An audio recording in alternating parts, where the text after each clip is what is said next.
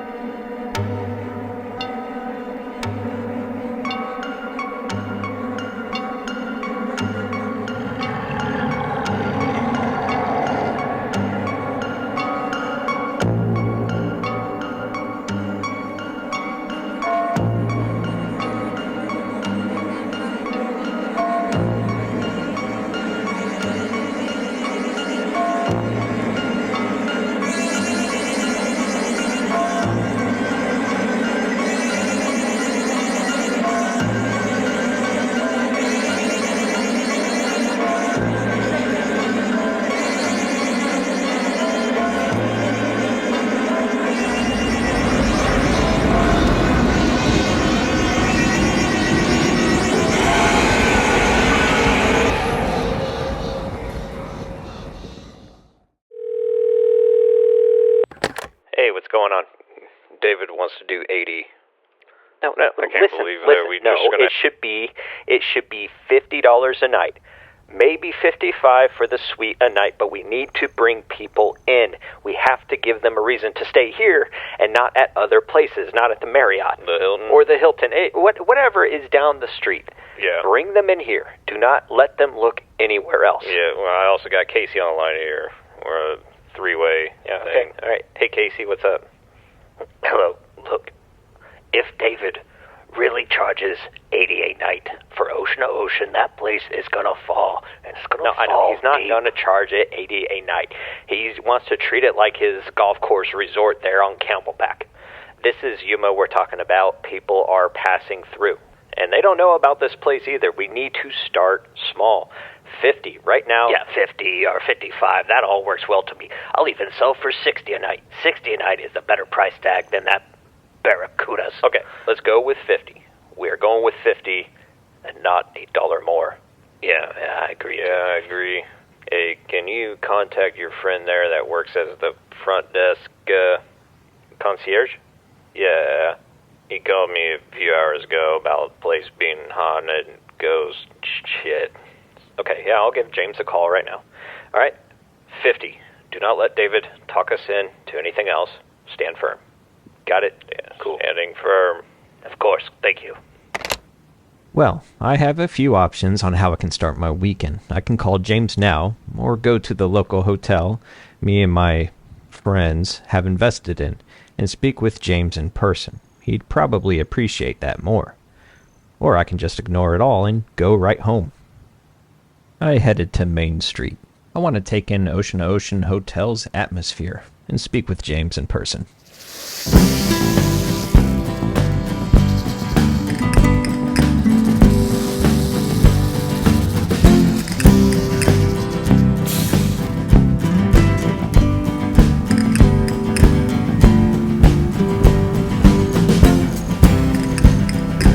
Like a hot chili pepper in the blistering sun, a man laid passed out right in front of our beloved sanctuary. Well, I thought he was dead for a second. Oh, man. I passed the threshold of the front lobby door, and I saw James standing behind the desk where I thought he'd be. But there was no warm greeting. Instead, he had a look on his face so cold, it would take hours to melt on the Arizona pavement. James is a timid man, but attentive. There may be better fits for his role. However, he's been sticking with us business partners, for about 3 years, and I can trust the guy. He's not going to be the one knocking your socks off with marketing speeches, but he can certainly make you feel like he's your younger brother. Hey James, thought I'd stop by and check in after, well, how long has it been? 3 weeks? Yeah, about that. Like 3 weeks, man. Where you been? Dude, look, listen. I want to show you around the area.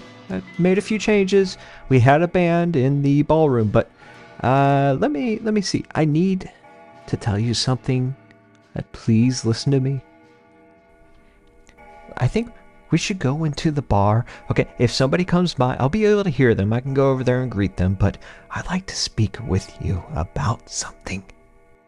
You're not gonna believe me, but oh geez, it's been getting really strange around here, especially at night. And I've got a softball team coming to stay. There's like 14 of them that are coming by later today, and do you know how much Drano I'm gonna need to have so I can make sure all the water is draining correctly? Well, we bought a whole bunch of bottles of Drano. It's in the laundry room, right? The laundry room, exactly. Well, that is a problem I wanted to tell you about. And while we're here in the bar, this stupid bear skin on the ground is the worst thing to have. If someone's had a few drinks, they're stumbling around, this thing can simply just be moved somewhere else. No, I like the bear. Just leave the bear alone. They're going to trip over it, and then they're going to have a big upset. There's going to be problems. I'm just telling you this now. I can see it James, already. You seem a little hard-boiled. You got any more cucapas in here? You want one? Yeah. Okay, yeah, those are great. Well, James, I wanted to stop by and to see you and also let you know that since we only got one more day left of 45 a night, we are going to go up to 50 now. We've been at 45 for the past several weeks. But of course, with a little bit more of an increase, that's going to benefit all of us here together. You get paid more. So let's celebrate a little. Ease up. You've been doing great. So no softball team is going to be your Achilles heel. At least I don't hope so. No. That's not going to be much of a problem. Just wanted to get the whole Drano situation sorted out. But there was something I want to tell you about. Oh, that's good beer. You know, I know you're not a big superstition kind of guy, but, well, I've been hearing some things. And I've been seeing some things down the hallway and in the corners of the room. And since I stay here, I don't go home. I can match up the time frame whenever I anticipate a guest coming in. I'm up at odd hours of the night. And sometimes when we have nobody on our ledger, things get a little too loud around here when there's not a lot of people. Or in fact, when there's nobody staying for the night. Still as if some people are. And I don't know. What, you think it's that homeless man that was sleeping outside earlier today? Where? At the front door, right when I pulled in. I've been looking at the cameras all day to wait for anyone to come in. I saw you pull up. I didn't see anyone else. You know, I think if you could just stay here for, a few nights, maybe the weekend. I don't know what you got going on, but I'd like to have somebody like you stay here. I don't want David to come. That guy is a prick. He's always leaving mid-conversation. He cares more about his cigarettes than he does the hotel. Well, if he's going to commit to anything, it might as well be a commitment to cigarettes. Yeah, true. I tell you what, James, I'll go ahead and stay here for the weekend. I'll have to head home to pack up some clothes. I'll come back a little bit later on this evening. I'd like to stay in 206, the suite. Nobody's in there, right? From what I recall. No. The softball coach will stay in a different suite when they check in. They should be here already. They're coming from Sierra Vista. Though what's taking them so long, I have no idea. Checking into my room, I noticed it was surprisingly cool, despite the AC turned off. The oscillating fan must cool down the suite pretty well, all on its own, I thought. although the suite really is only just about 4 square feet larger than the rest of the rooms. Notwithstanding the TV still on displaying static and the fan making the most noise, everything seemed pretty nice. Being the farthest room from the lobby with a small corridor leading to the balcony and this room, it's the quietest room I believe. There's no way you'll hear anybody coming in. Not bad for $55 a night for a suite. I'd say these days, that's pretty good. I arrived back at the hotel tonight. From the glimpse of an upstairs suite window lit up, I could tell the softball team was now here, settled in for the weekend. There were 2 other guests staying the night, and myself. The 18 of us, including James, made for half of the hotel occupied. Not bad for a new hotel built on proletariat foundation. It was hardly the Ritz. Moving through the lobby, past the ballroom and into the bar, I saw James settled in his seat with a beautiful fire going. Watch out for that bear, James. Yeah, I see it. So I'm thinking for tonight we can offer cider to the softball kids and their coach. Leave the bottles out in the lobby on ice. I'll help you out with that. Leave the cider out for free? James questioned. Well, we've got 120 about. Just leave out 15 for them. They're probably going to want something other than water and Capri Sun, and I'd rather that most of them just grab and go instead of hanging around the lobby vending machine trying to decide. And it might get some of the adults in here to actually venture into the bar. James acknowledged, then had an inquisitive look on his face. He said, So, you checked into 206 as requested. I'm just saying, not sure if you noticed anything. Since you've been back, you might start noticing weird things at night. But I'm telling you, bro, 204, the room right next to you, I've heard some weird things. And it wasn't involving Tyrese's greatest hits either. But I do believe that this place is haunted. James, how can it be haunted? It was built just 8 months ago. This has to be around for at least 50 years before anything starts haunting it. You know, James, maybe you're onto something. This could be a marketing strategy. We say that this is haunted, people will start coming in because they just want to hang out for at least a night. And maybe we can get those ghost hunter documentary gurus to come here. Oh God, no, anyone but them, please. I'll gladly host the lodging for the World Series before any of them. Yeah, I know, James, I get it, but let's just keep that in mind, because we need to draw in more people. Me and James spoke for about another 2 hours at the bar. During that time, the softball coach even greeted us, and we served her a couple drinks. And we set out the cider for some of the softball players. Well, James, I'm going to go ahead and head on upstairs, go to bed for the night. I plan to use the pool tomorrow. Chlorine levels aren't too high, I hope, right? I don't want to burn my eyeballs out. No. Chlorine levels are fine. I told you. I went through it. Okay. Yeah. All right, good. It's good. Well, yeah, all right. I'll be out there tomorrow in the daytime. I'll see you in the morning, all right, James? Okay. Good night. As I turned the corner to my hallway, I felt colder and slightly uneasy. That feeling of forgetting something, but continuing on past the point of no return, and I had this sense that the hotel was breathing. In the hallway, I was stuck in its lungs. Past room 204, and now my room 206. What's worse, staying in a room believed to be haunted, or staying in the room next to it, not truly knowing what's next door?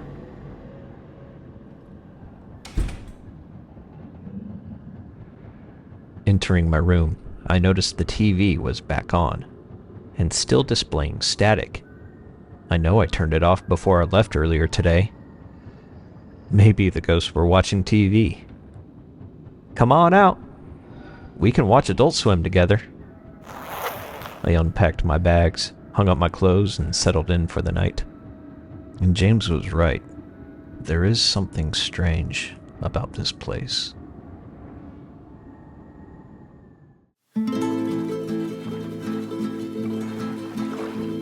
I'm enjoying the pool out here. The water is nice, fresh, and cool. No lizards were found in the skimmer, and overall, a clean pool area. As I was enjoying some drinks, James came up to me. He said that the softball team decided to leave. They're not staying the full weekend. Was everything okay? I asked. Did the coach say anything in particular? Usually they don't just leave, especially when there's 14 of them. That's a big move. Well, the players and the coach herself, they found the hotel too eerie. Well, we may have to do a rain check on that whole haunted hotel marketing gimmick. Yeah, a rain check in the sunniest place on Earth. Yeah, well, you know what I mean. Yeah, well, gosh dang it, bro. I want this to work out well for us and everyone that stays here, and for Yuma. Yes, I know you do. So do I. I think we could still use the whole haunted hotel marketing side, especially around Halloween, but people are just not going to believe or suspend their disbelief that this is haunted if it was just built a short time ago. But I gotta admit, there was some creepy shit happening last night when I went up into my room. That hallway, yeah, the hallway, bro, that second floor hallway going out. I know, you know what I mean. Creepiest damn thing I've ever heard too. What was that? Did you put like speakers in the walls? No, I don't know how to do that. Were you like speaking to me over an intercom that I don't know about? No, it wasn't me. After about 10 minutes, I wrapped up the conversation with James and just laid out in the sun. I told him I'll be back in later, and I'll pick up some food for us. I promised him I'd get the Drano from the laundry room, and I'll take care of all the drains. Let me just enjoy the sun a little bit longer. I slept throughout the day? No way. All of a sudden, an overwhelming chill came over me. Within the vortices of fog, too apparent, was a human. And a voice.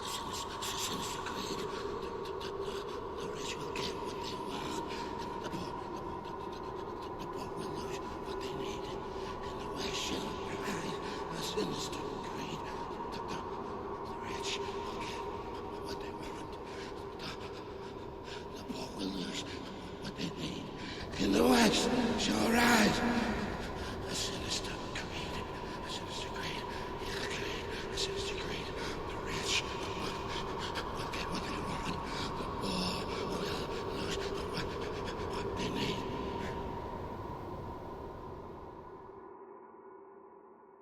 This place is never vacant. I quickly made my way back inside the hotel. Where is James? I expect he wouldn't have let me sleep that long. I heard knocking that sounded like it came from downstairs. I believe James could be down there. Okay, yeah, it's coming from downstairs. I call out to James, and I hear his voice coming from the laundry room. There's no way he would have locked himself inside there. I enter into the laundry room, and I see James sitting down. James, what are you doing? What? I'm doing laundry, all 14 bed sheets. You gonna step in and help me? Oh yeah, of course I can help you. Why didn't you wake me up? Don't tell me you didn't know I was doing this. I told you I was gonna do laundry once you came back with food. I came back with food? From Chili Pepper, remember? This was like just 2 hours ago. You said you were gonna go upstairs and go to bed. And I'm thinking, well, thanks for not helping me. James, I slept outside all day long on accident. I thought I'd wake up, or at least you'd wake me up, and I did not come back with food for us. Well, if you didn't, then who did? Okay, well, hold on. Technically, I did not see you, but I heard your voice, and you shouted down the hallway that you were going to bed, which, I thought that was strange. You wouldn't normally do that in our hotel. No, I wouldn't. So, James, are you certain that was me? It was clearly your voice, but I don't think it was really you.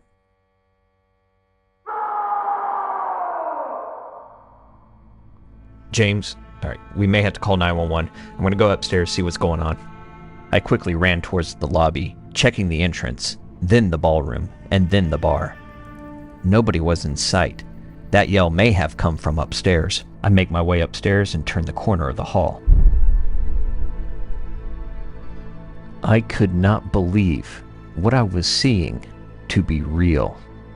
A person on what looks to be a cross, with their feet bounded, was at the far end of the hallway, right in front of my room. I called out to them and anyone else in the rooms, regardless of nobody assigned to this wing of the hotel. It doesn't mean nobody is here. Watching for any movement of the person in front of me, I notice they start to evaporate, as if they are sinking into the wood of my door. And they were gone. Me and James spent just over an hour checking the entire hotel, interior and exterior, to include checking up on the remaining guests. They said they did not hear anything. I decided, nearly against my will, to stay one more night.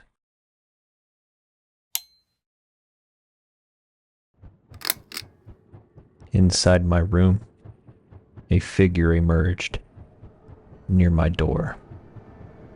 "What are you doing in here?"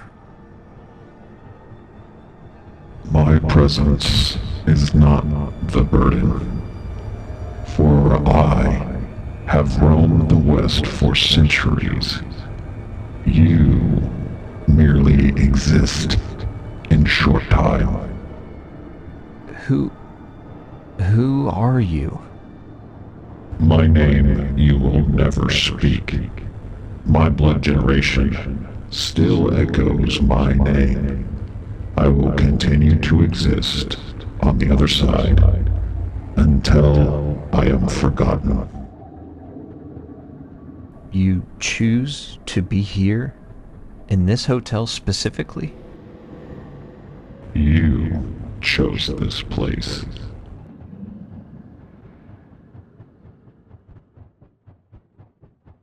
I spent around 30 minutes trying to communicate back to whoever that was. No further response. I laid in bed, attempting to sleep as I had accepted this hotel to be at the worst condemned. At best, the most haunted hotel in North America, making international news with a massive online presence. If Ocean to Ocean Hotel is constantly mentioned by others, will that mean these entities stay here?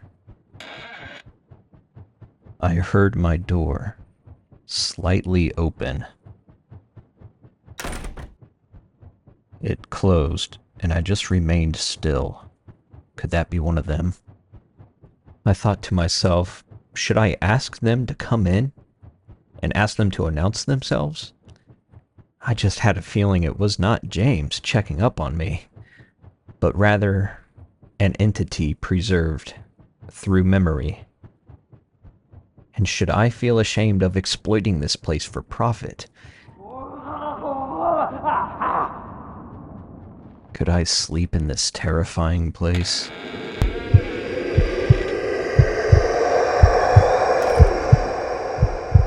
Someone, something is in my room.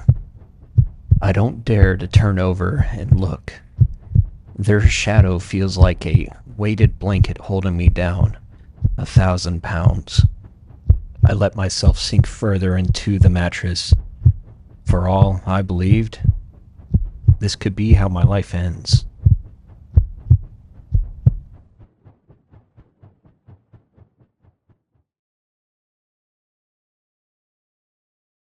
I woke back up, but it was only 3:15 in the morning. I needed to get out of my room.